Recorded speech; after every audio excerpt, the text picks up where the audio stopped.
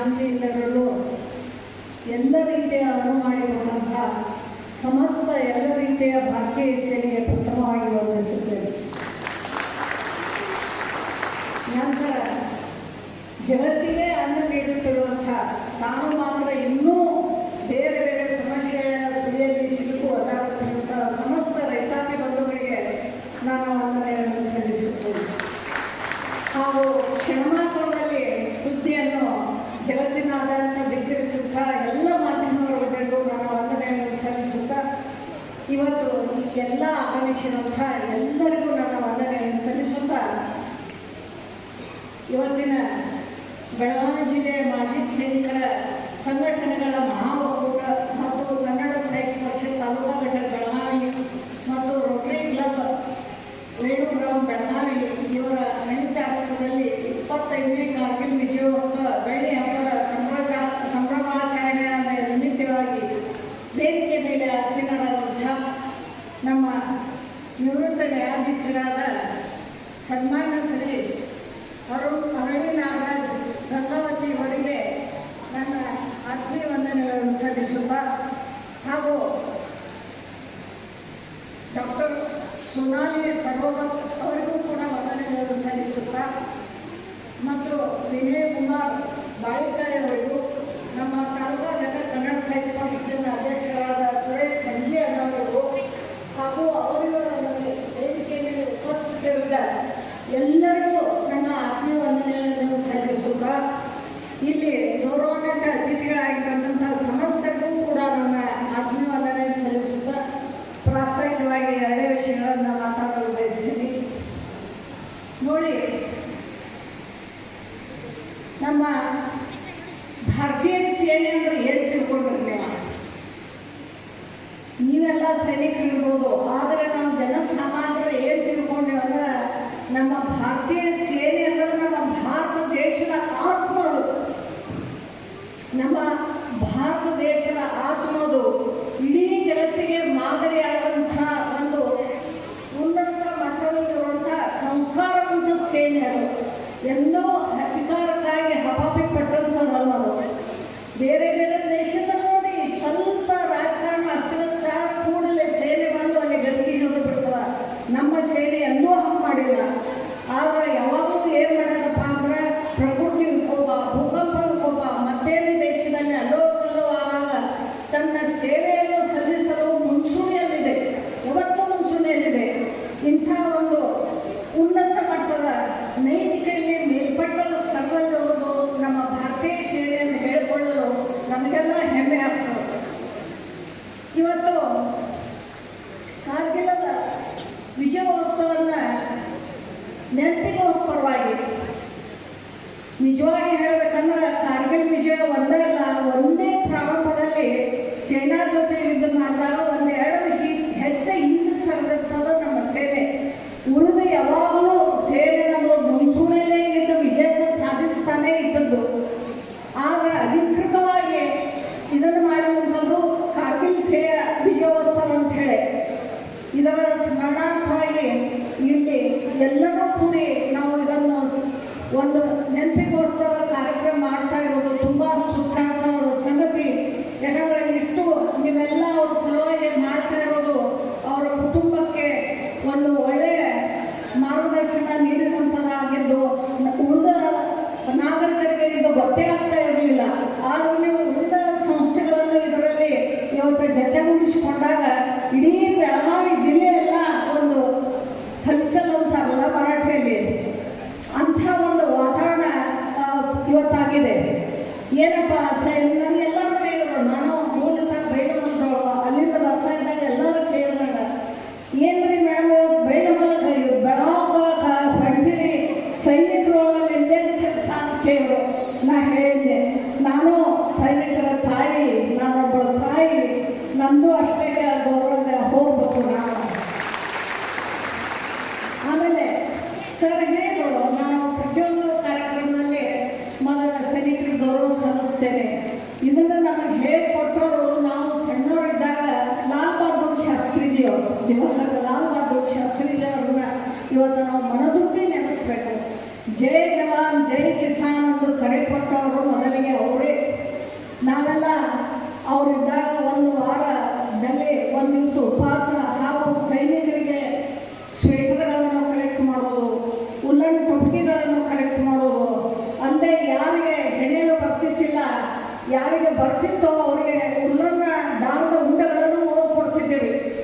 ಓಣಿ ಅಡ್ಡಾಡ್ತಿದ್ದೇವೆ ನಾವು. ಇವನ್ನೆಲ್ಲನೂ ಕಲೆಕ್ಟ್, ನಮಗೆ ಬಾಕಿ ಏನೂ ಗೊತ್ತಾಗ್ತಾ ಇಲ್ಲ, ಎಲ್ಲನೂ ಮಾಡಿ ಒಂದು ಪ್ಯಾಕ್ ಮಾಡಿ ಪ್ರಧಾನಮಂತ್ರಿಯಲ್ಲಿ ಅದನ್ನು ನಿವಾಸಕ್ಕೆ ಕಳಿಸೋದು. ಅದರ ಮೇಲೆ ಏನು ಅಡ್ರೆಸ್ ಬರೀತಿದ್ದೇವೆ ಅಂದ್ರೆ ಭಾರತೀಯ ಸೈನಿಕರಿಗೆ. ಅದು ಎಲ್ಲಿ ಹೋಗ್ತಿತ್ತು, ಹ್ಯಾಂಗೆ ಹೋಗ್ತಿತ್ತು ನಿಮಗೆ ಗೊತ್ತಿಲ್ಲ. ಆಗ ನಾವು ಇದೇ ಕೆಲಸ ಮಾಡ್ಕೊಂಡು ಬಂದೇವೆ ಅದೇ ಚಿಕ್ಕವರಿದ್ದಾಗ. ಇದರಿಂದ ನನಗೆ ಒಂದು ರೀತಿ ಏನೋ ಒಂದು ಆತ್ಮೀಯತೆ ಸೈನಿಕರ ಸಲುವಾಗಿ. ಅಷ್ಟೇ ಅಲ್ಲ ನೋಡಿ, ಒಂದು ಎಲ್ಲೋ ನಾವು ಪ್ರವಾಸಕ್ಕೆ ಹೋಗ್ತಿರ್ತೇವೆ, ಟ್ರೈನಲ್ಲೇ ಪ್ರವಾಸಕ್ಕೆ ಹೋಗಲಿ, ವಿಮಾನದಲ್ಲೇ ಹೋಗಲಿ, ನಮ್ಮ ಬೋಗಿಯಲ್ಲೇ ಆಗಲಿ ವಿಮಾನದಲ್ಲಾಗಲಿ ಒಬ್ಬನೇ ಒಬ್ಬ ನಮ್ಮ ಭಾರತೀಯ ಸೈನಿಕರು ಇದ್ದರೆ ನಮಗಿಷ್ಟು ಧೈರ್ಯ ಇರ್ತದಲ್ಲ, ಅದಾರಪ್ಪ ನಮ್ಮ ಅಣ್ಣವ್ರು ನಮ್ಮ ಜೋಡಿ ಅದಾರ, ನಮ್ಮ ಮಕ್ಕಳು ನಮ್ಮ ಜೋಡಿ ಅದಾರ ಅನ್ನೋದೊಂದು ಧೈರ್ಯ ನಮಗಿರ್ತದೆ. ಇದಕ್ಕೊಂದು ಚಿಕ್ಕ ಉದಾಹರಣೆ ನಾನು ಹೇಳಿ ಬಯಸ್ತೀನಿ, ಸ್ವಲ್ಪ ಅನುಮತಿ ಕೊಟ್ಟರೆ ಹೇಳ್ತೀನಿ. ನಾವು ನಮ್ಮ ಗೆಳತಿಯರು ಕೂಡಿ ನೇಪಾಳಕ್ಕೆ ಹೊಂಟಿದ್ದೇವೆ. ಆ ಕಾರಣ ದಿಲ್ಲಿಗೆ ಹೊಂಟಿದ್ದೇವೆ. ನಾವು ದಿಲ್ಲಿಗೆ ಹೊಂಟಾಗ ಅದು ಅಕಸ್ಮಾತ್ ನಾವು ಬೇರೆ ಬೋಗಿ ಹತ್ತಿದೆಯೋ ಏನೋ ಗೊತ್ತಿಲ್ಲ, ರಿಸರ್ವೇಷನ್ ಇಲ್ಲದ ಡಬ್ಬೆಯಲ್ಲಿ ನಾವು ಹತ್ತಿ ಬಿಟ್ಟೇವೆ. ಇಂಥ ಸಮಸ್ಯೆ ಎಲ್ಲ ನಮಗೆ ನಿಂದ್ರಕ್ಕೂ ಜಾಗ ಇರಲಿಲ್ಲ, ಏನೂ ಮಾಡೋಕ್ಕೂ ಜಾಗ ಇರಲಿಲ್ಲ. ನಮಗೆ ಅವಾಗ ಎಲ್ಲ ರೀತಿಯ ಅನುಕೂಲ ಮಾಡಿಕೊಟ್ಟಂಥವ್ರು ಅಂದ್ರೆ ಆ ಡಬ್ಬೆಯಲ್ಲಿದ್ದಂಥ ನಮ್ಮ ಬೆಳಗಾವಿ ಸೈನಿಕರು. ಗುರ್ತಾಗಿದ್ರು ಅವರು. ನಾವು ಕನ್ನಡ ಮಾತಾಡೋದು ನೋಡಿ, ಯಾಕ್ರಿ ಎಲ್ಲುಂಟ್ರಿ ಏನ ಅಂತೆಲ್ಲ ಕೇಳಿ ತಾವು ಮೇಲಿನ ಬರ್ತದಿಂದ ನಡಿನ ಬರ್ತದಿಂದ ಇಳಿದು ನಮಗೆಲ್ಲ ಅನುಕೂಲ ಮಾಡಿಕೊಟ್ಟವರು. ಇದೊಂದು ನಾನು ಜೀವನದಲ್ಲಿ ಅಸ್ಮರಣೀಯ ಘಟನೆ.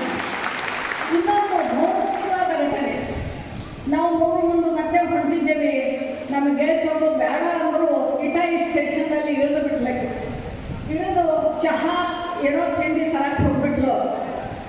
ನಾವು ಬೇಡ ಅಂದ್ರೂ ಕೇಳಿಲ್ಲ, ಕೈಯಾಗ ಒಂದು ಮೊಬೈಲ್ ಒಂದು ಸ್ವಲ್ಪ ಹಣ ದುಡ್ಡ ತೊಗೊಂಡು ತಾಳಿ ಇಳಿದು ಆಕೆ ಚಹಾದ ಎಲ್ಲ ಕಿಟ್ಲಿಗೆ ತಿನ್ಸ ಹಿಡ್ಕೊಂಡು ಬಂದು ನಾನು ಬಾಕ್ಲಿಂಗ್ ನಿಂತು ಅದನ್ನು ತೊಗೊಂಡು ಅಷ್ಟರೊಳಗೆ ಟ್ರೈನ್ ಬಿಟ್ಬಿಡು. ಟ್ರೈನ್ ಬಿಟ್ಟು ಕೂಡಲೇ ಆಕೆಗೆ ಹತ್ತಾಕ ಹಂಚಿ ಬಿಟ್ಲಕ್ಕೆ ಮೇಲೆ ಹತ್ತಲಿಲ್ಲ. ನಾನು ಗಾಬರಿ. ಆ ವೇಳೆಗೆ ನನಗೆ ಧೈರ್ಯ ನೀಡಿದವರು ನಮ್ಮ ಬೋಗಿಯಲ್ಲಿದ್ದ ನಮ್ಮ ಸೈನಿಕರು. ಅವ್ರು ಹೇಳಿದ್ರು, ಅಕ್ಕವ್ರು ಏನೂ ಕಾಳಜಿ ಮಾಡಬೇಡ್ರಿ, ಇದು ಚೈನ್ ಹೇಳಿನೋ ಟ್ರೈನ್ ನಿಂದಿರ್ತದ, ನೀವು ಅವ್ರನ್ನ ಹತ್ತಿಸ್ಕೋಬೋದು. ಅಷ್ಟರೊಳಗೆ 2 ಕಿಲೋಮೀಟ್ರ್ ಬಂದುಬಿಟ್ಟಿರ್ತದೆ ಟ್ರೈನು. ಹೆಂಗ್ರಿ 2 ಕಿಲೋಮೀಟ್ರ್ ಹೆಂಗೆ ಬರ್ಬೋದು, ಓಡಿ ಏನು ಮಾಡೋದು? ಹಂಗಾರೆ ನಾವು ಚೈನ್ ಹಿಡಿದು ಬೇಡ, ನಿಮ್ಗೆ ಯಾರ ಮಂತ್ರಿಗಳು ಪರಿಚಯ ಇದ್ದಾರೆ ಫೋನ್ ಹಾಕಿಸ್ರಿ, ಟಿ ಸಿ ನಮ್ಮ ಹತ್ರ ಬರ್ತಾರೆ, ಮುಂದಿಂದ ನಾವು ಹೇಳ್ತೇವೆ ಅಂದರು. ದಯವಿಟ್ಟು ನಾವು ಅವಾಗ ಸುರೇಶ್ ಅಂಗಡಿಯವರು ರೈಲ್ವೆ ಮಂತ್ರಿದ್ರು, ಭಾಳ ನಮ್ಮ ಹತ್ರ ಅವ್ರ ನಂಬರ್ ಇತ್ತು. ನಾವು ಫೋನ್ ಹಚ್ಚಿದ ಕೂಡಲೇ ಸುರೇಶ್ ಅಂಗಡಿಯವರು ಅಲ್ಲೇ ಟಿ ಸಿ ಅವ್ರನ್ನ ನಮಗೆ ಕಳಿಸಿದ್ರು ನಮ್ಮ ಹತ್ರ. ನಾವು ನಮ್ಮ ಸಮಸ್ಯೆಯನ್ನು ಹೇಳಿದೇವೆ. ಹೇಳಾಗ ಅವರೇನಂದ್ರು, ನಿಮಗೆ ಗೆಳತಿಗೆ ಫೋನ್ ಹಚ್ಚಿದ್ರಿ, ಅವ್ರ ಕೈ ಫೋನ್ ಇದ್ದಾರೆ, ಯಾವುದಾದ್ರೂ ಒಂದು ಟ್ರೈನ್ ಹತ್ತಿ ಮುಂದಿನ ಸ್ಟೇಷನ್ ಬಾಂದ್ರಿ, ಬಹುಶಃ ಕಾಶಿ ಟ್ರೈನ್ ಬರ್ತದ, ಅದರಲ್ಲಿ ಕ್ರಾಸ್ ಆಗ್ತದ, ಅವ್ರಿಗೆ ಮುಂದಿನ ಸ್ಟೇಷನ್ದಾಗ ನೀವು ಹೇಳಿದ್ರಿ, ಅವರು ಅಲ್ಲಿ ಇರ್ತಾರೆ. ಆನಂತರ ಯಾವುದಾದ್ರೂ ದಿಲ್ಲಿ ಟ್ರೈನ್ ಬರೋದು, ನೀವು ಹತ್ತಿ ಬರ್ಬೋದು, ಕರ್ನಾಟಕ ಎಕ್ಸ್ಪ್ರೆಸ್ಸು ಮತ್ತು ಯಾವುದು ಬರ್ತದೆ ಅಂತ ಹೇಳಿದಾಗ ನಮಗೆ ಸ್ವಲ್ಪ ಸಮಾಧಾನ ಆಯಿತು. ಆದ್ರೆ ನನ್ನ ಜೊತೆಗೆ ಇನ್ನೊಬ್ರು ಹೇಳಿದ್ಲಲ್ಲ, ಅವಳು ಗಾಬರಿ ಆದವು. ನಾವು ಒಬ್ಬರಿಗೆ ಹೆಂಗೆ ಹೋಗೋದ್ರಿ ಮೇಡಮ್ ದಿಲ್ಲಿ ಒಳಗೆ, ಇಷ್ಟು 3 ಮಂದಿ ಲಗೇಜ್ ತಗೊಂಡು ನನಗೆ ಆಕೆ ಚಲೋ ಮಾಡಿದ್ಲು. ಅವಾಗ ಮತ್ತೆ ಮುಂದೆ ಬಂದವರು ನಮ್ಮ ಸೈನಿಕರು, ಬೆಳಗಾವಿ ಜಿಲ್ಲೆ ಸೈನಿಕರು, ಅವರೆಲ್ಲ ಹೇಳಿದರು, ನೀವು ಹೋಗ್ರಿ ಮೇಡಮ್ಮ, ನೀವು ಇಳಿಯೋರಿ, ನಾವು ಇವರು ಅಕ್ಕವ್ರನ್ನ ಎಲ್ಲಿ ಹೇಳ್ತಾರೆ ಅಲ್ಲಿ ನಾವು ಇಳಿಸ್ತೇವೆ, ಸುರಕ್ಷಿತವಾಗಿ ನಿಮ್ಮ ಸಾಮಾನುಗಳನ್ನು ಕೂಡ ನಾವು ಇಳಿಸ್ತೇವೆ, ನೀವು ಹೋಗಿ ನಿಮ್ಮ ಮತ್ತೊಬ್ಬರು ಗೆಳತಿಯಿಂದ ಕರ್ಕೊಂಡು ಬನ್ನಿ ಅಂತೇಳಿ ಅವಳು ಹೇಳಿದಾಗ ನಾನು ಅಷ್ಟು ಮುಂದಿನ ಸ್ಟೇಷನಲ್ಲಿ ಇಳಿದ್ವಿ. ಅವಳು ಕರ್ಕೊಂಡು ಮತ್ತೊಂದು ಟ್ರೈನ್ ಹಿಡ್ಕೊಂಡು ನಾವು ಮರುದಿವಸ ದಿಲ್ಲಿಗೆ ಬಂದ್ವಿ. ಈ ಕಡೆ ನನ್ನ ಗೆಳತಿನ ಸುರಕ್ಷಿತವಾಗಿ 3 ಜನರ ಸಾಮಾನುಗಳ ಸಮೇತ ಅವಳ ಇಳಿಯುವ ಸ್ಥಳದಲ್ಲಿ ಅವಳನ್ನು ಸುರಕ್ಷಿತವಾಗಿ ಇಳಿಸಿ ವಾಪಸ್ ಮಾಡಿ ಫೋನ್ ಹಚ್ಚಿದ್ರು ನಮ್ಮ ಮಕ್ಕಳು. ಇದು ಒಂದು ನಾನು ನನ್ನ ಜೀವನದ ಕೊನೆಯವರೆಗೆ ನಾನು ಮರೆಯಲಾರದಂಥ ಘಟನೆ. ನಮ್ಮ ಸೈನಿಕರ ಬಗ್ಗೆ ಇದ್ದ ಗೌರವ ನನಗೆ 100 ಪಡಿ ಹೆಚ್ಚಾಯಿತು. ನಿಜವಾಗ್ಲೂ ಇವೆಲ್ಲ ನೋಡಿ ಯಾರಾದರೂ ಮಾಡುವಂಥ ಅಲ್ಲ, ಆದರೆ ನಮ್ಮ ಸೈನಿಕರು ಮುಂದೆ ಹೊರದು ತಾವಾಗಿಯೇ ಇದನ್ನೆಲ್ಲ ಮಾಡಿದಾರಲ್ಲ,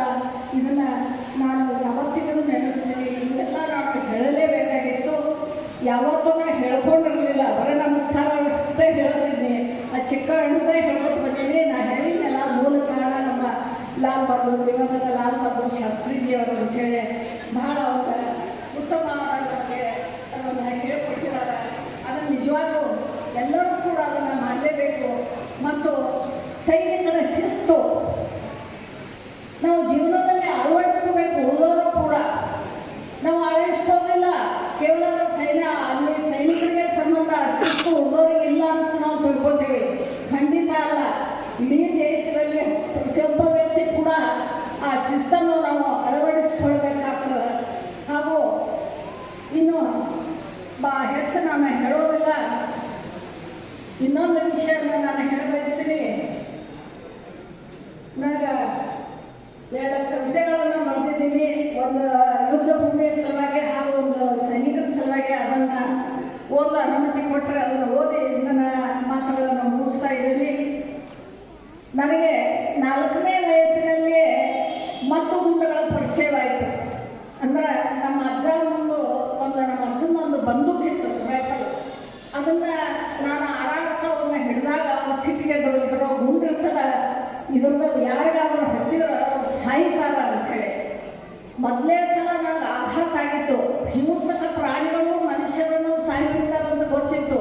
ಆದರೆ ಮನುಷ್ಯರನ್ನು ಸಾಯ್ಬಿಡ್ತಾರೆ ಅಂಥೇಳಿ ನನಗೆ 4ನೇ ವಯಸ್ಸಿನಾಗ ಗೊತ್ತಾಗನ ತುಂಬ ನೊಂದು ಬಿಟ್ಟಿದ್ದೆ. ಎಲ್ಲರಿಗೂ ಹೇಳ್ತೀನಿ ನಾನು, ಮನುಷ್ಯರಿಗೆ ಸಾಯ್ಬಿಡ್ತಾರೆ, ಗುಂಡಾಗಿ ಸಾಯ್ಬಿಡ್ತಾರೆ ಅಂಥೇಳಿ. ಅವಾಗ ಆಗಿರುವಂಥ ಆಘಾತ ಇವತ್ತಿಗೂ ನನಗೆ ಅದು ಮರಿಲಾರ್ದಂಥದ್ದು. ಇನ್ನು ಇದು ಇಂಥ ಕಾರ್ಯಕ್ರಮ ನಿಜವಾಗಲೂ ಆ ಕುಟುಂಬದವರಿಗೆ ನಾನು ಅವ್ರ ಜೊತೆಗೆ ನನ್ನದು ಕೂಡ ಒಂದು ಕಳಕಳಿಯ ದುಃಖವು ಇರುತ್ತದೆ. ಯಾಕಂದ್ರೆ ಆ ಜೀವನವನ್ನು ಕಳೆದುಕೊಂಡ ಮನೆತನಕ್ಕೆ, ಆ ಮನೆಯ ಶ್ರೀಮತಿಗೆ, ಮಕ್ಕಳಿಗೆ ಮಾತ್ರ ಅದು ಗೊತ್ತಾಗ್ತದೆ. ಉಳಿದವರಿಗೆ ಅದು ಅನುಭವ ಬರೋಕ್ಕೆ ಸಾಧ್ಯವೇ ಇಲ್ಲ. ಅವರ ಸಲುವಾಗಿ ನಂದವು ಕೂಡ ಒಂದು ಅನುಕಂಪವಾದ ವಂದನೆಗಳನ್ನು ಸಲ್ಲಿಸ್ತದ. ಕೊನೆಯದಾಗಿ ಒಂದು ಯುದ್ಧ ಮೂವಿಯ ಒಂದು ಕವನ ಓದಿ ಹಾಗೂ ಸೈನಿಕರ ಸಲುವಾಗಿ ಒಂದು ಕವನ ಬರ್ತೀನಿ. ಅದನ್ನೊಂದು ಓದಿ ನನ್ನ ಪ್ರಾಸ್ತಾವಿಕವನ್ನು ಮುಗಿಸ್ತೇನೆ. ಯುದ್ಧ ಭೂಮಿ. ಕವನದ ಹೆಸರು ಯುದ್ಧ ಭೂಮಿ. ವೀರರ ಮುಂಡಗಳೆಲ್ಲ ಚೆಲ್ಲಾಡಿದೆ ಭೂಮಿಯ ತುಂಬ. ಮಾನವನ ಓಜಸ್ಸು ತೇಜಸ್ಸು ರಕ್ತದೋಳಿಯಾಗಿದೆ, ಹರಿದಿದೆ ನದಿಯಾಗಿ. ಹಬ್ಬದೂಟವಾಗಿದೆ ನದಿ ನಾಯಿಗಳಿಗೆಲ್ಲ. ನರ್ತನೆಗೈಯುತ್ತಾ ಹಾರುತ್ತಾ ಇವೆ ರಣಹಂಡುಗಳು. ಕುಕ್ಕುತ್ತಾ ಮುಕ್ಕುತ್ತಾ ಇವೆ ನರಮಾಂಸದ ತುಂಡುಗಳು. ವಿಜೃಂಭಿಸುತ್ತಾ ಭೂತಾಯಿ ಚಂಡಿಯಾಗಿ ಚಾಮುಂಡಿಯಾಗಿ ಘಟಘಟನೆ ಕುಡಿದಿದ್ದಾಳೆ ನರರಕುತವನ್ನು. ತೀರದ ದಾಹದ ರಣಚಂಡಿಯಾಗಿ ಸಾಗಿದಾಳೆ ದುರ್ಗಿ. ನೆಕ್ಕುತ್ತಾ ಮಾನವನ ರಗತವನ್ನು ಕೆಲವೇ ಜನರ ಬಲಿಯಾಗಿ ರಾಗದೇಶಗಳಿಗೆ ಸಾಗಿದಾಳೆ ದುರ್ಗಿ. ನೆಕ್ಕುತ್ತಾ ಮಾನವನ ರಗತವನ್ನು. ಇಂದು ಇಲ್ಲೇ ಆದರೆ ನಾಳೆ ಮತ್ತೊಂದು ಜಾಗದಲ್ಲಿ, ನಾಟ್ಯವಾಡುತ್ತಾ ಸಾಗಿದಾಳೆ ಕಾಳಿ ನೆಲವನ್ನು ಯುದ್ಧ ಭೂಮಿಯಾಗಿಸಿ. ಇನ್ನು ಸೈನಿಕರ ಬಗ್ಗೆ ಬರ್ತೀನಿ. ಒಂದೆರಡು ಪ್ಯಾರಾಗ್ರಾಫ್ ಸ್ವಲ್ಪ ಬೇರೆ ಕಡೆ ತಗೊಂಡೇನೆ. ಆಗ ಮುಂದಿದ್ದೆಲ್ಲ ನಂದದೇ ಅಂತ ಹೇಳ್ತಾ ಇದನ್ನು ಬೇಗನೆ ಓದಿಸ್ತೀನಿ. ವೀರ ಬಾಂಧವರೇ ನಮನ. ಓ ನನ್ನ ವೀರ ಬಾಂಧವರೇ, ಹೊಗಳಲ್ಲಿ ನಿಮ್ಮನ್ನು ಎಷ್ಟೋ ಪರಿಯಿಂದ, ಎಷ್ಟೋ ರೀತಿಯಿಂದ. ಆಗಸವನ್ನೇ ಹಾಳೆಯನ್ನಾಗಿಸಿ, ಭೂಮಿಯನ್ನೇ ಲೇಖನಿಯಾಗಿಸಿ, ಸಾಗರ ನೀರನ್ನೇ ಮಸಿಯಾಗಿಸಿ, ಬರೆದರೂ ತೀರದು ನಿನ್ನ ಋಣ. ಮೊಳಗಿದರೂ ಕಿವಿಯಲ್ಲಿ ಎಳೆಯ ಕನ್ನನ ನಗು. ತೇಲಿದರೂ ಕಣ್ಮುಂದೆ ಹರೆಯದ ನಿನ್ನ ಸತಿಯ ಮೋಳ್ನಗೆ. ಮುದ್ದಾಡಿ ಮನಸ್ಸಿನಲ್ಲಿ ಅವರನ್ನೆಲ್ಲ ಹರಿಸಿ ಸಾಗಿದೆ ಧೀರ ಹೆಜ್ಜೆಯನ್ನಿಡುತ್ತಾ ಮುಂದೆ. ನಡೆದ ಮುಂದೆ ವಿಜಯೋತ್ಸವದಿಂದ ಕಾಣಿಸಿದ ವೈರಿಗಳ ಕಣ್ಣುಗಳಿಗೆ ವಿಜಯದ ನಿನ್ನ ತಾಂಡವ ನೃತ್ಯವನ್ನು ಚಂಡಾಡುತ್ತಾ ಮುಂಡಗಳು. ಕೇಳಿಸಿದೆ ನಿನ್ನ ವಿಜಯದೊಂದು ಕೇಕೆಯನ್ನು, ಆದರೂ ಮರಗಿತು ಮನ ನಿಲ್ಲದು ಕಂಡು ಚೆಲ್ಲಾಡಿದ ಸಹವೀರರ ರಕ್ತವನ್ನು. ಆದರೂ ಮರಗಿತು ಮನ ನಿಲ್ಲದು ಕಂಡು ಚೆಲ್ಲಾಡಿದ ಸಹವೀರರ ಕುದಿಯಿತು ಮರ ನಿನ್ನದು, ಅಯ್ಯೋ ನಡೆಯಬೇಕೆ ಇದೆಲ್ಲ ತಂದು ಬಂಜರ ಭೂಮಿಗಾಗಿ ಬರಡು ಭೂಮಿಗಾಗಿ ಎಂದು ಮರುಕ್ಷಣವೇ ನೆನಪಾಯಿತು. ಮರುಕ್ಷಣವೇ ನೆನಪಾಯಿತು ನಿನಗೆ ತಾಯಿ ನೆಲದ ಭಾಗವೆಂದೆ, ತಾಯಿಯ ಒಂದಂಗವೆಂದೆ. ಮತ್ತೆ ಮುಂದೆ ನಡೆದೆ ಧೀರ ಮರುದಿಂದ ಜಯ ಹಿಂದೆ ಎನ್ನುತ್ತ, ಜಯ ಹಿಂದೆ ಎನ್ನುತ್ತ, ಓ ನನ್ನ ವೀರ ಭಂಡಾರೆ, ಮಗಳಲ್ಲಿ ನಿಮ್ಮನ್ನು ಎಷ್ಟೆಷ್ಟು ಪರಿಯಿಂದ ಎಷ್ಟೆಷ್ಟು ರೀತಿಯಿಂದ ಇದೋ ಮತ್ತೊಮ್ಮೆ ನಮ್ಮ ನಮನ ವೀರರೇ ಋಣನಾದ ನನ್ನಿಂದ, ಇದೋ ಮತ್ತೊಮ್ಮೆ ನಮ್ಮ ನಮನ ವೀರರೇ ಋಣನಾದ ನನ್ನಿಂದ. ಧನ್ಯವಾದ. ಇಲ್ಲಿವರೆಗೆ ಪ್ರಾಸ್ತಾವಿಕ ನುಡಿಗಳನ್ನು ಹೇಳಿದಂಥ ಶ್ರೀಮತಿ ಮಲ್ಲಾರವರಿಗೆ ಹೃತ್ಪೂರ್ವವಾದಂಥ ಧನ್ಯವಾದಗಳು. ಸೈನಿಕರು ಸಾಕಷ್ಟು ಕುಟುಂಬವನ್ನು ಕರೆದು ಎಷ್ಟೋ ತಿಂಗಳಗಟ್ಟಲೆ ಅತ್ಯಂತ ದುರ್ಗಮ ಪ್ರದೇಶಗಳಲ್ಲಿ ತಾಳ್ಮೆಯಿಂದ ಕೆಲಸ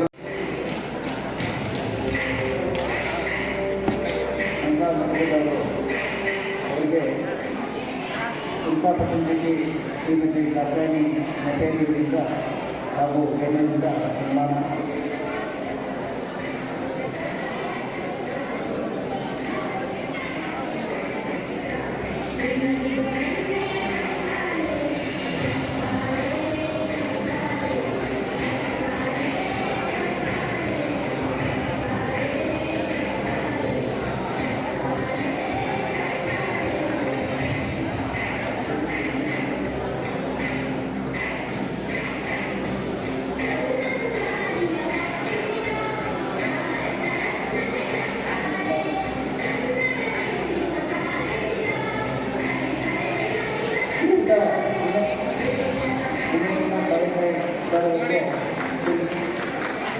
ದಿನೇಶನ ಕಾರ್ಯಕರ್ತರು ಹಾಗೂ ಸುರೇಶ್ ಸಂಜಿ ಅವರಿಗೆ ಸಂಗಪ್ಪ ಮೇಟಿ ಹಾಗೂ ನಡವಳಿಕೆ ನಿವಾರಿ ಸಂತೋಷ್ ಮಠಪತಿ ಶ್ರೀಯುತ ಮಾದೇವ್ ಹಾಲ್ಗಿ ಇವರು ಸನ್ಮಾನವನ್ನು ಮಾಡಬೇಕಂತ ಕೇಳ್ಕೊತಾ ಇದ್ದಾರೆ.